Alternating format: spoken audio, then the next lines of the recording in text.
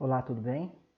Hoje, na nossa aula de Geografia, nós falaremos um pouquinho das formas do relevo, aquelas formações que nós temos na paisagem e também falaremos das transformações dessa paisagem, como é o processo de modificação dessa paisagem.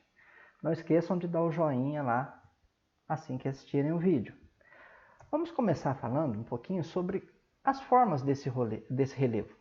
Nós temos algumas formações, elas são diferentes, mas a gente percebe que essas formações, elas nem sempre foram assim. Elas levaram um tempo para ficar dessa maneira. Mas no finalzinho dessa aula, nós vamos falar o que modifica. Mas, primeiramente, as formas do relevo. Então, nós temos 4 tipos principais dessas formações: as montanhas, os planaltos, as planícies, as depressões. Primeiramente, o que são as montanhas? As montanhas são aquelas partes mais elevadas do relevo. Da superfície terrestre, elas vão parecendo a parte mais alta. E as montanhas, elas têm uma formação mais recente. Essas cadeias montanhosas, quando você tem mais de uma montanha, nós damos o nome de cadeia ou cordilheira. Cadeia montanhosa, cordilheira, que a cordilheira já está dizendo. Então, por exemplo, Cordilheira dos Andes é um conjunto de montanhas dos Andes. A cadeia do Himalaia é o conjunto de montanhas do Himalaia. Essas montanhas, elas têm a formação delas tem a ver com movimentação das placas tectônicas. Então, quando há o choque entre duas placas tectônicas, uma placa entra por debaixo da outra que vai levantando aquela placa. Então, vai formando as cadeias montanhosas. Essas montanhas vão surgir justamente na área de contato entre placas tectônicas. O Brasil, nós não temos montanhas. Nesse sentido aí, não temos. Porque as formações aqui são bastante antigas. Então, as montanhas que nós temos, as mais próximas, são da Cordilheira dos Andes, são dos países vizinhos do Brasil. No Brasil, nós não temos. Nesse sentido, não. Como que eu faço para separar uma da outra? Primeira coisa, a altitude. A montanha ela tem uma altitude bem maior, o pico dela é coberto de neve. Então, aqui no Brasil, nós não temos. Depois, nós temos os planaltos. Os planaltos são aquelas formações do relevo que têm uma altitude intermediária entre a planície, que tem uma altitude menor, e as montanhas, que têm uma altitude maior. Esses planaltos, eles podem ter a superfície, às vezes, mais plana, eles podem ter várias serras, vários morros, né? Então, o planalto ele é intermediário. O que seria uma depressão? A depressão seriam aquelas áreas que são mais baixas em relação àquelas que estão no seu entorno. Então, você tem, às vezes, um planalto de cá, outro planalto de cá, e no meio delas você tem uma área mais baixa, aquela área ali é chamada de depressão. Tá bem? E, por final, nós temos as planícies. As planícies são aquelas partes do relevo que normalmente são mais planas e a altitude delas é menor. Elas variam de 0, 100 até 200 metros de altitude. Existem alguns autores que eles definem os tipos de relevo de acordo com a altitude. Tem outros que utilizam outro critério. Por exemplo, qual que é a separação entre planaltos e planícies? O planalto é o lugar que o processo de erosão é maior do que o processo de sedimentação. O que é sedimentação? Quando vai acumulando um material, por exemplo, resto de rochas, né? Já a planície, o processo de sedimentação é maior do que o processo de erosão. Tem alguns autores que é assim, tem outros que é mais por altitude. No Brasil, nós temos algumas classificações do relevo que elas adotam ora um, ora outro desses autores. Mas vamos ver aqui um pouquinho mais. Aqui nós temos uma imagem de uma cadeia montanhosa. Essa daqui é a Cordilheira do Himalaia. O Himalaia, nós temos o ponto mais alto da Terra, que é o Monte Everest. O Monte Everest tem mais de 8.000 metros de altitude. No caso, só para a gente ter uma referência, né? O que seria isso? 8 mil metros, né? Os aviões, aqueles aviões de passageiro que vão para o Rio de Janeiro, para São Paulo, às vezes passam sobre a nossa cidade, eles costumam voar mais ou menos 9 mil metros de altitude. Agora você imagina, você vê a altura que ele passa, o Everest, 8 mil metros, está quase lá. Então é bastante alto. Como é uma região muito alta, lá a pressão atmosférica é menor, a intensidade dos raios solares é menor, a área que vai gerar calor é menor. Por isso que as montanhas elas têm o pico coberto de neve. E a maior parte dessas montanhas, essa neve não derrete de maneira nenhuma, qualquer época do ano, né?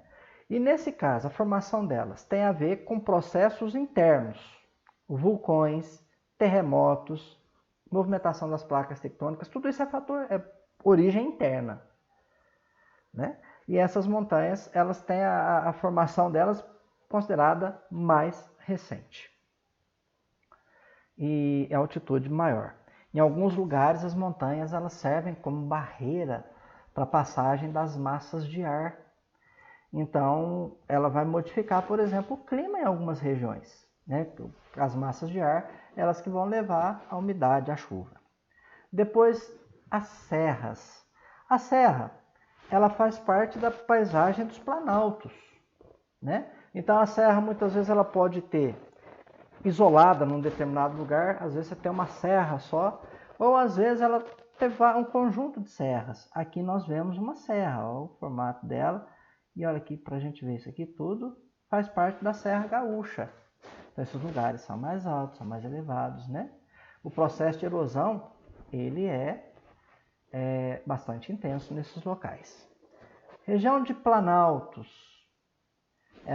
Os planaltos possuem uma superfície mais elevada em relação à planície, né?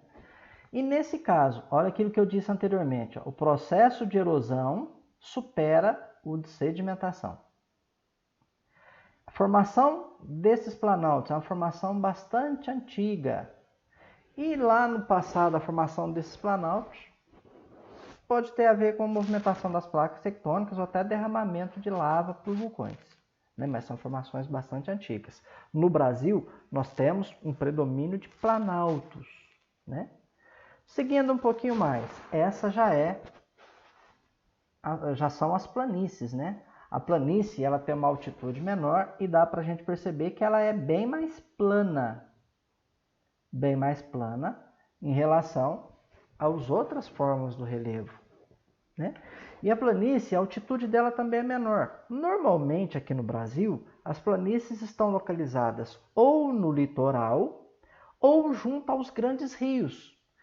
Nesse caso, um exemplo é a planície amazônica, que fica junto ao rio Amazonas. E como ela é bastante plana, as planícies normalmente são utilizadas para agricultura. Por ser plano, não dá para usar máquinas em todo o processo da agricultura. As planícies, então, o processo de sedimentação, olha só, processo de sedimentação supera o de erosão. Eu falei lá no começo, né? E agora as depressões. É aquilo que eu falei, uma área que ela é mais baixa em relação às demais. Observe que aqui nós temos um planalto, nós temos essa área aqui que é mais baixa, e aqui nós temos um planalto, onde foi tirado a foto. Então, isso daqui seria uma depressão. Tudo bem? Essa daqui é em Ponta Delgada, nos Açores, as Ilhas de Açores, que pertence a Portugal. Agora, observem, por favor, esse mapa. Esse mapa que aparece aí, ele está demonstrando, eu vou passar o cursor aqui, gostaria que vocês observassem. Ele tem cores diferentes. Mas por que essas cores são diferentes? Nós temos que ter o auxílio aqui da legenda. Observe que o verde, a altitude vai de 0 a 100 metros. Aí depois muda um pouquinho o tom do verde, de 100 a 200. E assim por diante. Agora olha esse marrom aqui para vocês verem. 4 mil metros ou mais. Então, de 0 até 4 mil metros. A altitude está mudando bastante aí. Como esse é um mapa de relevo, as cores são para definir o tipo de relevo que está presente ali. Tá? Não tem jeito de você fazer um mapa em alto relevo. Por exemplo, como que você vai colocar o mapa em alto relevo em um livro? Não tem jeito. Então eles utilizam as cores. As cores mais escuras, mais fortes, altitudes maiores. As cores mais claras, né? Altitudes menores. Aqui nós temos um exemplo. Olha só, então 4.000 metros ou mais, a Cordilheira dos Andes, que eu citei lá no início. Aqui nós vamos encontrar os pontos mais altos do continente americano. Agora, aqui em verde, nós temos uma planície. Nesse caso aqui, a planície amazônica, né, que é uma das maiores planícies do mundo. E observem, ó, ela está junto ao rio Amazonas.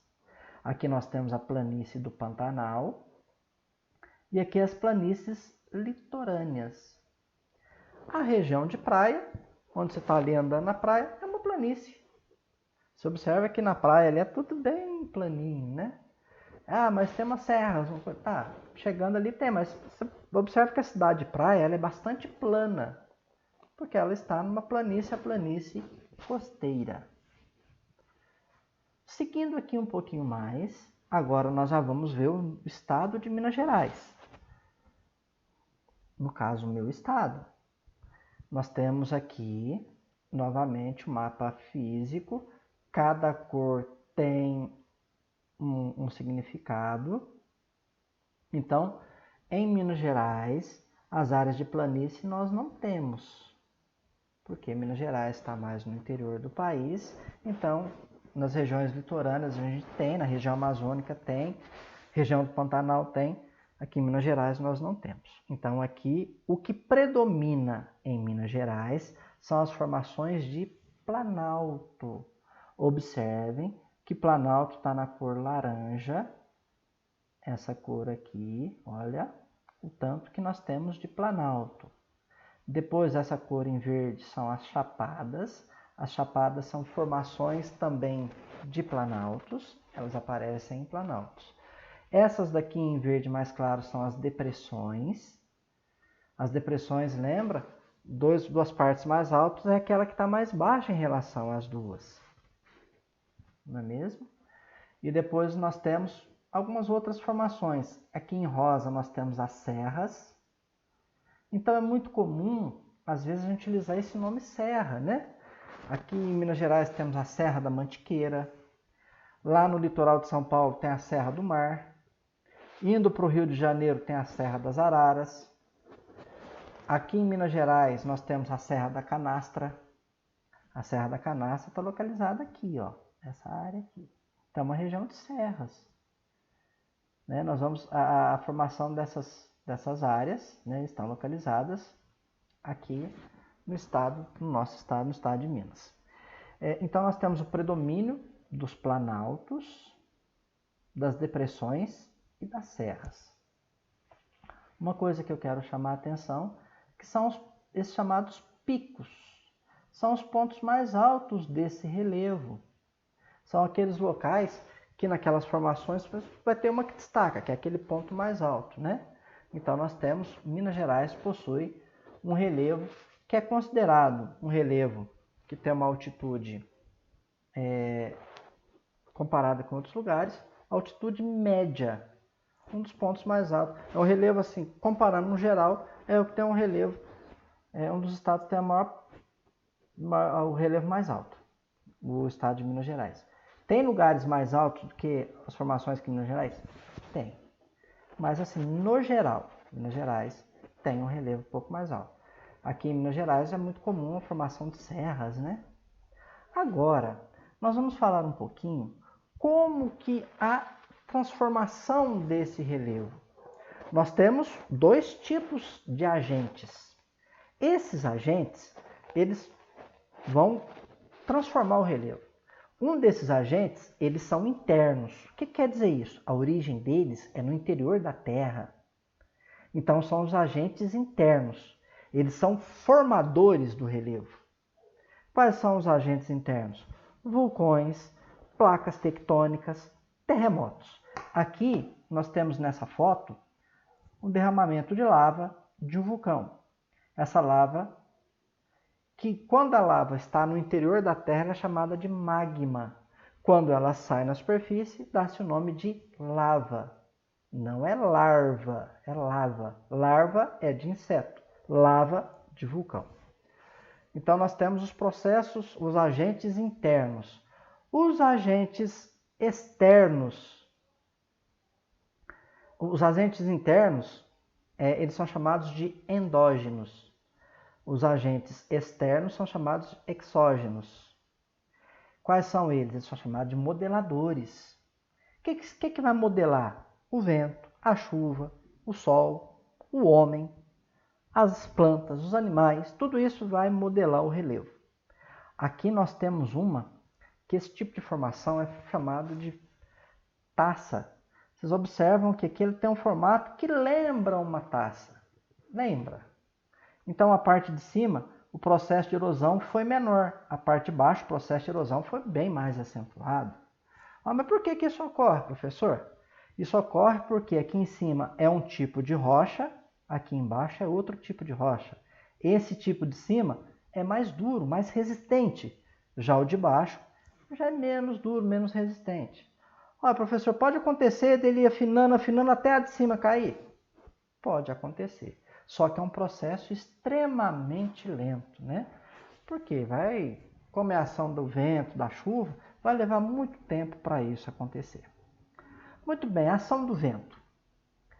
É muito comum o vento, nós temos a ação do vento, fala assim, poxa, mas como que o vento vai transformar alguma coisa? O vento sozinho, não, porque ele é o ar. Mas o vento ele nunca está sozinho. O que ele vai levar? Partículas das rochas que estão soltas, que nós chamamos de poeira. Essa poeira, ela vai pegando com o tempo, vai pegando a rocha e vai desgastando a rocha. Vai pegando ali e vai fazendo com que a rocha ela comece a sofrer um processo de transformação. É como se eu pegasse uma lixa e começasse a lixar aquela rocha.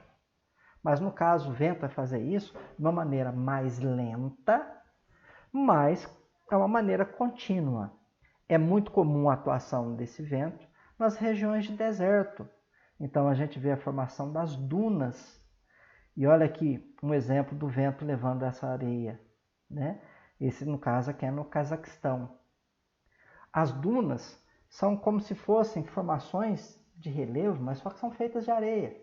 Então, como se ela fosse uma serra que tem ali no meio do deserto, mas é feita de areia. E o vento, quando pega nela, ele leva ela daqui para outro lugar, desfaz ela. Nos desertos é muito comum a formação das dunas, né? Algumas áreas dessas dunas. No caso aqui, outros exemplos da ação do vento na transformação da paisagem. Olha para ver essa daqui, do Parque Nacional em Utah, nos Estados Unidos. Desculpa. Nesse caso, olha só, a ação do vento modelou essas rochas aqui. E nós temos essa outra no Novo México também, nos Estados Unidos. Observe que a cor da rocha é diferente. De acordo com a cor, a gente pode presumir que as cores mais claras são menos resistentes, as mais escuras mais resistentes, né? Por essa imagem aí. Então o vento, o que ele faz? Ele vai soltando as partes da rocha. Ele transporta essas partes que ele soltou, que ele leva à areia, e vai depositar em algum lugar. Então o vento, ele é importantíssimo na formação, na transformação das paisagens. E nesse caso, esse tipo de ação é chamado de eólica. Agora, a ação das águas. A água, ela tem o poder, por exemplo, de transformar a paisagem. Observem aqui, ó, nós temos um rio passando entre duas formações. Isso daqui é chamado de cânion. O cânion ocorre quando o rio vai desgastando as rochas e vai afundando o leito dele. Nós temos o Grand Canyon nos Estados Unidos. Aqui no Brasil nós temos um cânion do Rio São Francisco. Lá ele vai sendo desgastado pela ação das rochas. Então, o Que jeito que a água pode causar mudança nessas rochas? Pela chuva, que é chamado de erosão pluvial. Essa vai acontecer em lugares que chove mais. Quanto mais chover, mais erosão pluvial tem. Aqui nós temos um exemplo. Percebe que nesse daqui ela vai afunilando, né? Ela começa o topo mais fino e depois a base mais larga, porque a água vai pegando e escorrendo. E a erosão pelos rios, que é chamada de erosão fluvial, acontece pela força exercida da água sobre as rochas. Então, um exemplo aqui no Brasil, os cânions do São Francisco. Nós tivemos aquela novela chamada de Velho Chico, que mostrava esses cânions, né? Então, é uma formação, esse processo é um processo extremamente lento, ele vai levar milhares ou milhões de anos para acontecer. Neste caso aqui, é um cânion no Rio dos Peixes, na Namíbia. Agora, um tipo de erosão causado pela água também no mar. As ondas vão pegando na praia, no litoral, nas formações e vão desgastando elas, vão desgastando.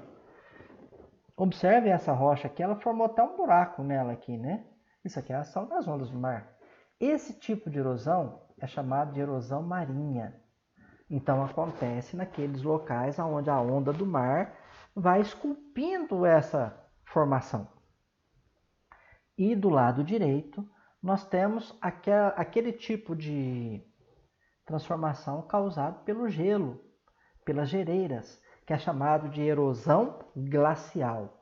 Desce um volume muito grande de gelo, que nós chamamos de avalanche, então aquele ali, o peso, a velocidade é muito grande, que vai modificando as rochas, vai transformando essas rochas, né? Então, esse processo de derretimento do gelo, deslocamento desse gelo, vai transformando as rochas. Agora, a ação humana. Eu não mostrei, mas eu vou falar sobre ele. Existe a ação do Sol. O Sol, ele aquece demais as rochas e depois, às vezes, a hora que escurece, diminui a temperatura. Aumenta a temperatura, diminui a temperatura. Nesse momento que vai aumentando e diminuindo a temperatura, a rocha expande, contrai. Expande, contrai. Ela vai trincando. Fica fácil dela se partir. Agora, a ação do homem.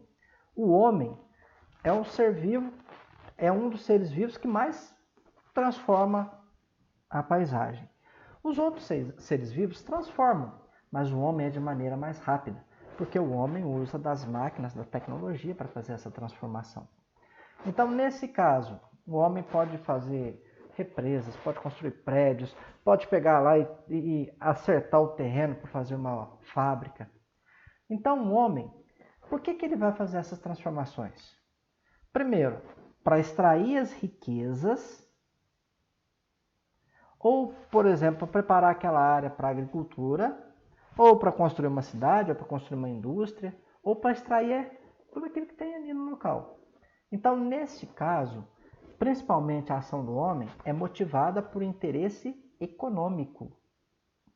E essa transformação, ela vai causar impactos na natureza.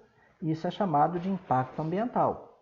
E muitas vezes isso chega a ser irreversível, ou seja, não consegue voltar atrás, né? Então, um exemplo disso nós temos aqui em Minas Gerais. Aqui é uma vista de uma área de mineração que é muito comum nas regiões mineradoras de Minas Gerais, principalmente na região do quadrilátero ferrífero, né, que fica próximo a Belo Horizonte. Essas áreas aqui, olha aqui, tem um morro aqui. Olha o que eles vão fazendo. Eles vão escavando na margem do morro, na lateral do morro, vai escavando, até deixar ele plano, igual isso daqui. E de onde vai parar isso, toda essa terra, tudo isso que tem aqui? O que pode ser aproveitado, eles vão mandar, vão exportar, vai ser utilizado. E aquilo que não é aproveitado, eles vão depositar naqueles locais que são chamados de represa ou diques de contenção. Eles vão despejando ali. Aqui nós temos um exemplo desses. é o que aconteceu lá em Mariana, o que aconteceu em Brumadinho, que essas represas, esses diques, né, de rejeitos, as barragens, elas estouraram. E todo aquele material que estava ali chegou até as cidades. E dá para a gente perceber, ó, onde eu estou passando o cursor aqui, o mouse, aqui nós temos uma cidade. Então essa área de mineração fica próxima à cidade. E se aqui nós tivermos, né, um local desses de a barragem de rejeito, se ela estourar, pode às vezes até chegar àquela cidade. Um dos problemas da mineração. Para você fazer essa mineração, vocês percebem que não tem árvore? Eles fazem um desmatamento.